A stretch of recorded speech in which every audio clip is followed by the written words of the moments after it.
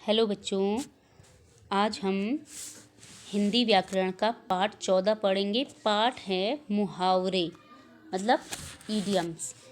बच्चों, मुहावरे एक ऐसा शब्द है, ऐसा वाक्यांश है जो अपने सामान्य अर्थ को छोड़कर विशेष अर्थ प्रकट करता है।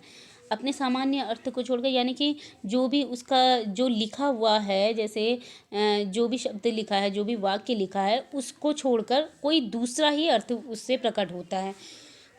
भाषा को रोचक, प्रभावशाली और आकर्षक बनाने के लिए इन मुहावरों का प्रयोग किया जाता है। आप लोगों ने भी देखा होगा कि आपके घर में भी या फिर आप लोग भी कई बार मुहावरों का प्रयोग कर लेते हैं।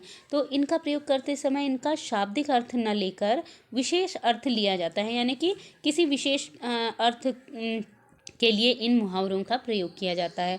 इनका जो है विशेष अर्थ कभी भी नहीं बदलता है। तो कुछ महत्वपूर्ण मुहावरे के अर्थ जो है आपके पुस्तक में दिए हुए हैं, इनको ध्यानपूर्वक पढ़िए और समझिए, ठीक है, और याद भी करिए। तो सबसे पहले आपकी पुस्तक में कौन सा मुहावरा दिया गया है? सबसे पहले आपकी पुस्तक में दिया गया है अक्ल का दुश्मन। अक्ल का दुश्मन, ठीक है। अक्ल का दुश्मन किससे अर्थ लगाया जाता है? अक्ल के दुश्मन का किसी भी मूर्ख इंसान से, जिसको कुछ नहीं आता है।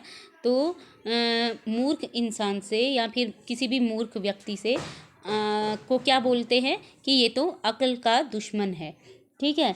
ये आपने भी मुहावरे सुने होंगे। तो दूसरा है आंखें फेरना, या आंखें फेरना, वो तो उसने तो मुझसे आंखें फेर ली हैं। या फिर आंखें फेरने का मतलब क्या होता है? बदल जाना, किसी भी व्यक्ति का, किसी का भी बदल जाना।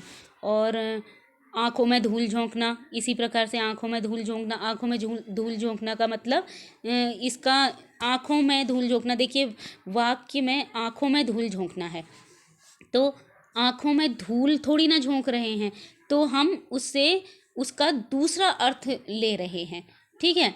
दूसरा अर्थ क्या ले रहे हैं? आँखों में धूल झोंकने का धोखा देना, यानी कि किसी को भी अगर धोखा दिया जाता है तो उसने तो उसके आँखों में धूल झोंक दिया, ऐसे बोलते हैं, ठीक है। इसी प्रकार से सबसे पहला जो हमने अकल का दुश्मन लिया, तो अकल का कोई वैसे दुश्मन होता है क्या? तो नहीं होता है ना। तो अकल का दुश्मन मतलब होता है मूर्ख, ठीक है, जिसको कुछ नहीं आता उसको अकल का दुश्मन बोलते हैं। तो इसी प्रकार से बच्चों आपकी पुस्तक में बहुत ढेर सारे शब्द वाक्य दिए गए हैं, मुहावरे दिए गए हैं, इनको आप लोग याद करिए। और मिलते हैं अगले चैप्टर में, तब तक के लिए गुड बाय।